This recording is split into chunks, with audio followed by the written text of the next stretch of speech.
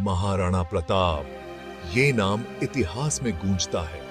मेवाड़ के सिसोदिया वंश में जन्मे वो ग्रेटनेस के लिए डेस्टिन्ड थे। बचपन से ही प्रताप ने एक सच्चे राजपूत योद्धा के गुण दिखाए, करेज, डिटर्मिनेशन और कभी ना हार मानने वाला जस्टिस का सेंस। उनके पिता उदय सिंह द्वितीय ने युवा राजकुमार की क्षमता को पहचाना। उन्होंने प्रताप के मार्शल स्किल्स को बढ़ावा दिया और उनमें अपनी मातृभूमि मेवाड़ के लिए गहरा प्रेम भरा। हवा में एंटिसिपेशन थी। डेस्टिनी का इस युवा राजकुमार के लिए एक ग्रैंड प्लान था। 1572 में उदय सिंह द्वितीय का देहांत हो गया। महाराणा प्रताप मेवाड़ के सिंहासन पर बैठे। इतिहास में एक नया चैप्टर लिखा जाने वाला था, एक चैप्टर जो वैलर और सैक्रिफाइस में एच्ड होगा। पूरे हिंदुस्तान के मैदानों में एक नई शक्ति बढ़ रही थी, मुगल साम्राज्य। इसके शीर्ष पर सम्राट अकबर थे, जो अपने मिलिट्री प्रोवेस और एम्बिशन के लिए जाने जाते थे। अकबर की नजर मेवाड़ पर पड़ी, जो अपनी संपत्ति और सामरिक महत्व के लिए जाना जाता था। वो मेवाड़ का सबमिशन चाहता था। उसने एक के बाद एक राणा प्रताप के दरबार में दूत भेजे। हर बार वे खाली हाथ लौटे। मेवाड़ के शेर ने झुकने से इनकार कर दिया।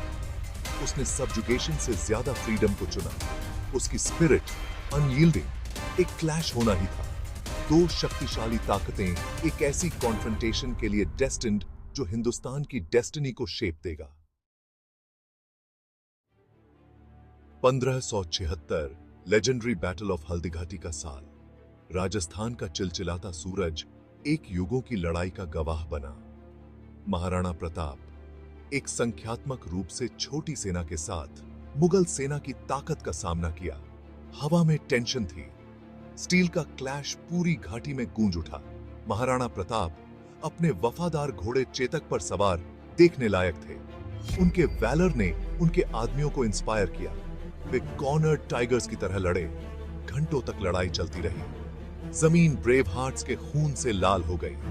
ऑड्स के बावजूद महाराणा प्रताप अद्वितीय करेज के साथ लड़े। उनका नाम ब्रेवरी का पर्याय बन गया। Section 4 exile, the unshakeable spirit of Mewar. भले ही हल्दी घाटी के युद्ध का आउटकम इनकंक्लूसिव था, महाराणा प्रताप को असफलताओं का सामना करना पड़ा। वे ऊबड़ खाबड़ अरावली में चले गए। उनकी स्पिरिट अटूट थी। मुगलों ने युद्ध का मैदान जीत लिया था, लेकिन मेवाड़ की आत्मा की जंग नहीं। एग्जाइल उनकी नई रियलिटी थी। उन्होंने और उनके परिवार ने बहुत कठिनाइयों का सामना किया। भूख, प्यास और मुगल हमलों का लगातार खतरा उनका साथी बन गया। फिर भी महाराणा प्रताप कभी नहीं डगमगाए। उनका संकल्प उतना ही दृढ़ था जितना उन पहाड़ों ने उन्हें आश्रय दिया था। उसने सरेंडर करने से इनकार कर दिया। Section 5 Maharana Pratap, an enduring legacy.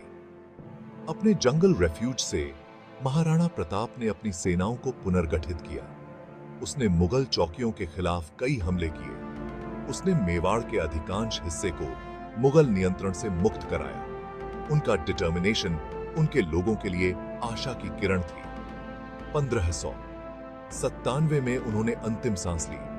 एक स्वतंत्र मेवाड़ का उनका सपना अधूरा रह गया, लेकिन उनकी विरासत जीवित रही। वो राजपूत वीरता के प्रतीक, अत्याचार के खिलाफ प्रतिरोध के प्रतीक बन गए। Section 6 conclusion, the unquenchable flame of freedom. Maharana Pratap का जीवन मनुष्य की अदम्य भावना का प्रमाण था। उन्होंने दुनिया को दिखाया कि इनसरमाउंटेबल ऑड्स के बावजूद करेज और दृढ़ विश्वास स्वतंत्रता का मार्ग प्रशस्त कर सकता है। उनकी कहानी पीढ़ियों से गूंजती है, लाखों लोगों को इंस्पायर करती है।